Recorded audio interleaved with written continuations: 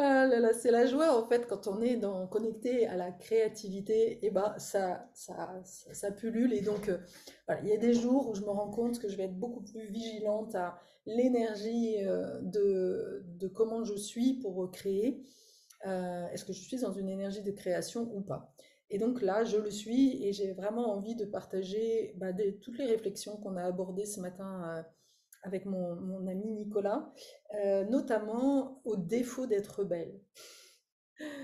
Je me souviens d'avoir vu un TEDx d'une femme qui expliquait ça, le défaut d'être belle. Bah oui, quand tu es belle, le problème c'est que souvent les hommes, ils te voient juste comme, euh, c'est l'image qui m'est venue ce matin, comme une jolie fleur. Et non, c'est pas moi, en fait, c'est Nicolas qui m'a montré cette image-là et ça m'a tellement parlé que je me voyais en fait comme une espèce de fleur là ouverte et les hommes qui se prennent en fait pour des abeilles qui sont juste attirés en fait par la fleur et qui sont juste là pour butiner ou pour prendre en fait mon nectar. Et là, en moi, en général, quand un homme fait ça, ça fait gloops, quoi. Et c'est tellement violent, en fait, c'est en lien avec la vidéo aussi que j'ai faite sur la pornographie. Il y a quelque chose chez moi qui est tellement sidéré que ça peut réagir très fort. Et c'est en effet, je me suis rendu compte en discutant donc avec Nicolas ce matin que, en effet, de manière complètement inconsciente, ça c'est un coach qui me l'avait dit une fois en me disant, mais tu es une super femme, pourquoi tu te caches? Pourquoi pourquoi tu ne montres pas la belle femme que tu es? Et en effet, ce matin, par exemple, pas plus tard que ce matin, j'étais là prête à faire une vidéo. J'étais avec mes lunettes, j'étais vraiment moche, enfin, et pas maquillée, rien du tout. Et je me suis dit, non mais attends, non mais c'est pas toi ça. Enfin, pourquoi tu te caches en fait? Pourquoi tu montres pas la beauté que tu es? Et oui, il y a cette, cette, c'est tellement inscrit en tant que femme, cette peur de l'abus. Là, elle est vraiment cette blessure d'abus, en fait. J'ai peur qu'on qu'on, qu'on vienne ouais, profiter de moi, en fait, d'une manière ou d'une autre, que, eh bien, il y a plusieurs façons de se protéger de ça. C'est soit de s'en les dire, soit de grossir, soit, je ne sais pas, d'autres choses certainement, mais c'est les deux choses qui me viennent parce que là, tu sais que ma fille a cette problématique-là, mais finalement, c'est exactement la même réponse. Parce que à l'intérieur de moi, alors le problème, c'est que le chemin, justement, n'est pas de s'en les dire, n'est pas de grossir, mais d'aller retravailler sur la construction du moi, de l'ego, de ce je suis. Et à partir du moment où, et puis la connexion au corps, évidemment, qui va apporter une réponse.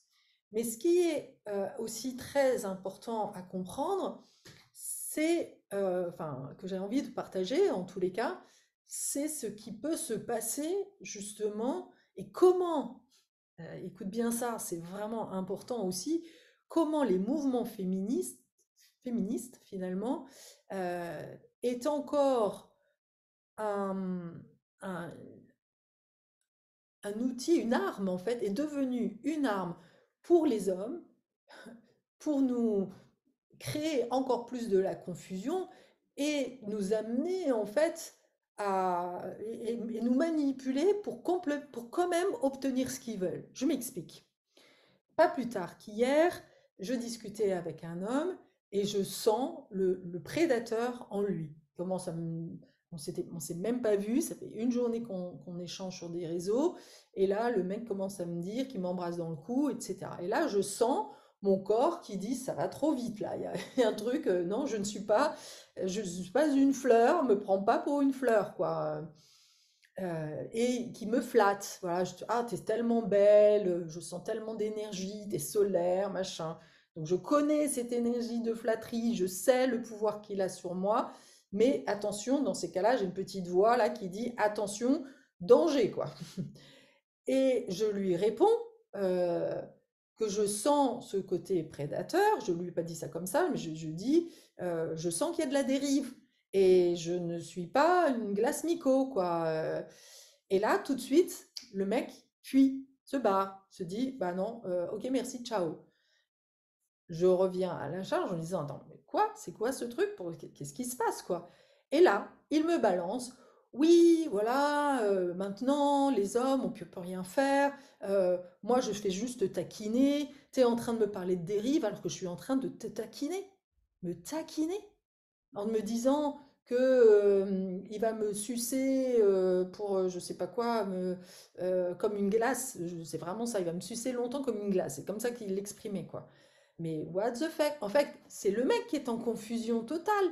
Il ne voit pas le prédateur en lui. Et tant qu'il ne le voit pas, bah, ça va se manifester en fait.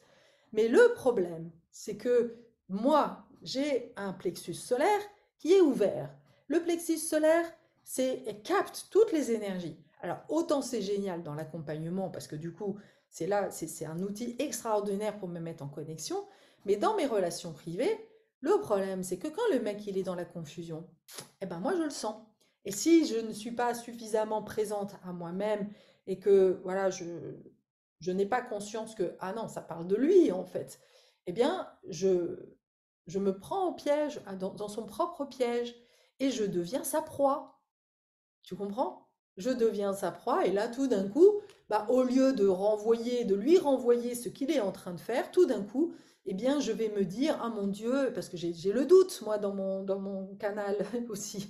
Donc, évidemment, à ce moment-là, c'est là où l'énergie de doute vient s'instaurer en disant, ah oui, mais peut-être que c'est moi, peut-être c'est ma vision aux hommes, parce que j'ai tellement travaillé sur moi que je connais tout, mes travers, etc., que j'ai pas confiance en moi. Et donc là, du coup, je commence à me juger moi-même et à perdre la connexion avec ce que j'ai senti au départ. Non, non, il y avait bien cette énergie, en fait, qui se manifestait et je le manifeste. Et c'est, voilà, et si tant que tu veux pas le voir, c'est pas grave, en fait. Mais moi, pour moi, c'est important de le manifester.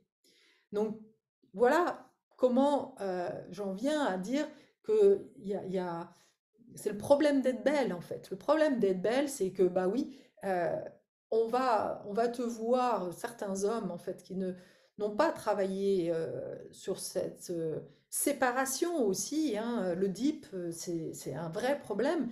euh, Va tout de suite être en recherche de fusion et ne va plus considérer la femme comme une femme dans son ensemble, avec sa dimension intellectuelle, émotionnelle, spirituelle, et va juste prendre la femme comme un objet pour assouvir en fait son besoin premier, là, qui est voilà, son côté animal, quoi, son côté instinctif. Et donc, alors que moi, j'ai besoin, en fait, et ça, c'est une petite information pour les hommes qui seraient intéressés à construire une relation bah, de qualité et avec un certain rythme, en respectant justement l'autre, hein, à la fois, bah oui, je sens cette énergie-là, mais le cheval, là, je le laisse pas s'emballer parce que t'es pas tout seul, Coco, quoi, hein. Donc je respecter la femme, ça veut dire, bah oui, reconnaître, la prendre dans toute sa globalité, avec cette dimension. Et moi, je vois bien que j'ai un besoin de considération. J'ai besoin d'être vue dans toute ma dimension avant de pouvoir m'ouvrir. Et là, ça m'amène à un autre sujet, qui est la vision justement que l'on a des viols.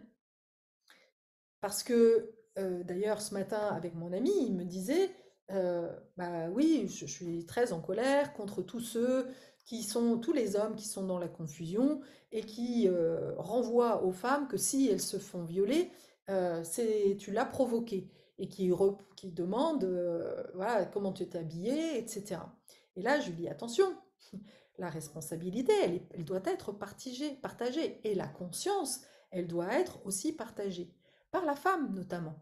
Parce qu'à partir du moment où tu envoies des signaux, que tu te mets en effet, que tu t'habilles avec quelque chose, des décolletés, que tu montres ta poitrine, que tu mets du rouge aux ongles, eh bien, il va falloir que tu sois consciente que dans l'inconscient, tu envoies un message à l'homme.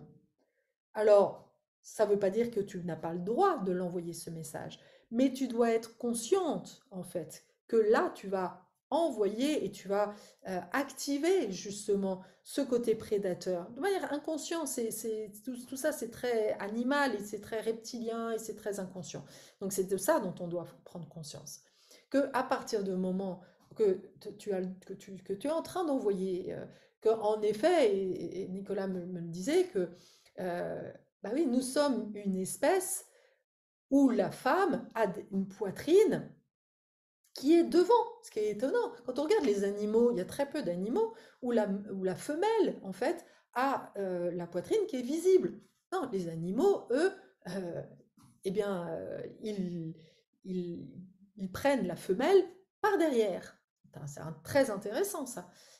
Donc je t'invite aussi à regarder en fait ta pratique sexuelle, hein. Pourquoi tu arrives qu'est-ce qui s'exprime quand tu es en train de prendre une femme par derrière?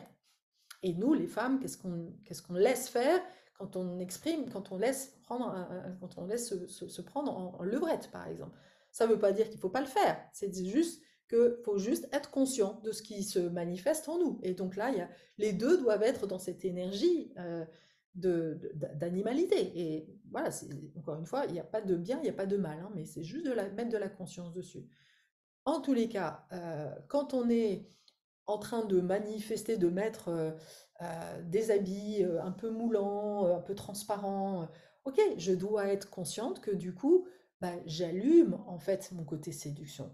Et que, bah oui, c'est pas étonnant que je vais attirer le regard, et c'est OK. Et donc, il y a certains hommes, et que je dois être consciente que dans ce monde-là, tous les hommes, en fait, n'ont pas fait un travail de chemin personnel, d'aller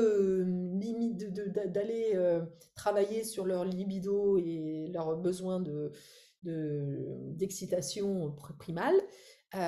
Et donc, du coup, d'être conscient que si j'envoie ces signaux-là, je dispose, moi, d'une énergie, d'un bouclier énergétique qui me met en protection justement de ces énergies-là. Parce que ce qui est intéressant, c'est que quand ces prédateurs viennent à toi, si tu as cette énergie, cette capacité à dire non, stop, par la voix, simplement par l'énergie, hein, c'est non, ça suffit en fait, et d'être consciente de à quel moment je suis en danger, quel je ne suis pas, et de ne pas aller dans des endroits toute seule ou ce genre de choses, de ne pas te mettre dans des traquenards hein, non plus. Voilà, à partir du moment où tu es consciente de ça, alors du coup, bah, tu vas pas te faire violer. Donc, oui, en effet, quelque part, et ça, je sais que ça peut choquer plus d'un, ou plus d'une surtout, mais oui, mesdames, je pense que c'est vraiment important que nous reprenons cette responsabilité, que nous sommes coactrices de ça. Et parce que, en plus, si on reprend la dimension beaucoup plus spirituelle, je vous rappelle, mesdames, que nous sommes venus là sur cette terre pour pouvoir transmuter en fait des grosses blessures de l'humanité. Eh ben, les viols, oui, bien sûr que ça fait partie de choses que nous portons, l'inceste, les viols. Donc il va falloir les rejouer pour pouvoir les transformer et les voir autrement et enfin voilà, sortir de cette vision dualiste que on s'est fait violer, mon Dieu, etc. Non, reprendre la responsabilité que nous devons le rejouer pour dépasser la honte d'avoir été violé, de pouvoir le manifester et surtout bah, de faire ce chemin en fait spirituel, d'aller trouver des ressources pour en sortir et de pouvoir accompagner du coup les femmes dans ces personnes, dans des femmes qui ont été violées ou pour les mettre sur ce chemin de la conscience en fait, et du coup de, de ne plus voir ça non plus comme une horreur dont il faut avoir honte et qui va m'enfermer à jamais dans ma chambre parce que je vais plus jamais oser sortir. Non, je, c'est remettre ça dans le cœur, en fait. C'est le maître du cœur euh, remet ça dans sa globalité et il y a pas de bien, il n'y a pas de mal, en fait. Il n'y a pas de honte, en fait, à avoir été violée. C'est juste un chemin de vie. Voilà, je suis venue expérimenter ça et, et je vais justement être là pour laisser passer le passé en fait et continuer ma vie et en faire et la transformer cette blessure profonde en médecine parce que tu es là si tu as vécu ça c'est que tu es un guérisseur une guérisseuse que tu es là justement pour encore une fois voir ce sujet-là avec une autre conscience avec un autre niveau de conscience et donc c'est tout le chemin en fait que dans lequel j'invite les uns et les autres pour pouvoir sortir en fait de ces visions étriquées dans lesquelles nous sommes complètement coincés en fait et qui créent beaucoup de conflits, beaucoup de souffrances en fait. Euh, et c'est ça qui est magique, voilà, de redonner de la magie à la vie et de voir que waouh, ah ouais non mais en fait il y avait un sens, de redonner du sens à tout ça en fait. Mais oui, il y avait cette guérisseuse qui demandait à s'exprimer et la guérisseuse elle doit bien partir d'un mal qui se dit en fait, d'une souffrance à l'intérieur et de trouver ce chemin et de trouver des outils, de trouver des ressources, c'est incroyable et du coup que toi tu deviennes ressource après. Voilà. Voilà pour aujourd'hui. Je pense que je vais m'arrêter là, mais en tous les cas, voilà, je suis tellement heureuse je sens cette joie-là de transmettre tous ces magnifiques cadeaux, toutes ces prises de conscience que j'ai. J'espère que pour toi, c'est riche aussi d'enseignements. À très bientôt.